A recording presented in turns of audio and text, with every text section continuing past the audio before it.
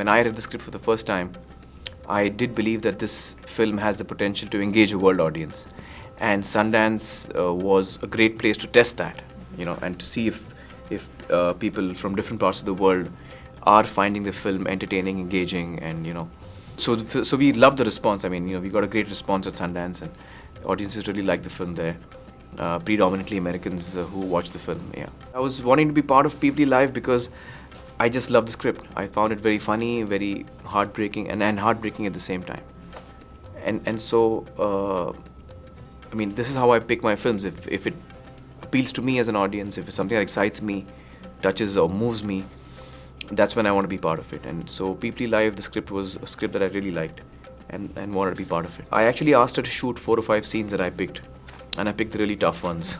So I asked her to shoot them and cut it and show it to me, and she did that. And I really love what she did. So that gave me a lot of confidence in her abilities to translate what she'd written, on paper onto screen. And so once that was out of the way, I was quite confident of her abilities. And when I saw the first cut of the film, I have to say that I was really impressed, with her work, with the fact that she was able to execute the film in a manner which was so accurate to the script. And that's not often easy. It's a very layered script. It's got a lot of characters, and so I thought she did a great job, and I'm really happy with her work. Well, the casting was done on the basis of suitability. So we weren't really thinking of the names. And I think Anusha and Mahmood, who's the casting director and also the co-director with Anusha, have done a wonderful job on the casting. I think they've been really accurate in picking the actors for each character. And while, as you rightly said, most of them are facing the camera for the first time and are in a film for the first time, but I think they've done a wonderful job. I was actually shooting for 3 Idiots while she was shooting for Peepli Live. But I was very much part of the post-production in terms of the process between the first cut and the final cut. I was closely involved with that.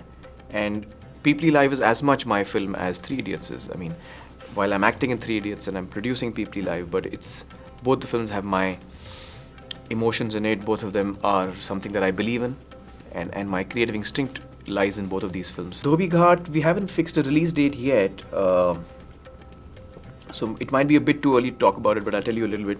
It's a story about these 4 characters and how their lives touch each other, and the city of Mumbai, which is the 5th character really of the film. So it's a kind of a slice of life film. Since the release of 3 Idiots, I've been concentrating only on Peepli Live, and once that releases on the 13th of August, only after that will I start looking, for what to do next, whether it's as an actor or I don't know. I've had various offers from Hollywood, but none that have excited me really. So if something exciting comes up, I'd be happy to do it. But I don't see myself shifting away from Bombay, if that's what you're asking. And I'm really happy with the kind of relationship I have with my audience of Indian cinema. And I believe that, there's a lot to do where I am, and I'm really happy there.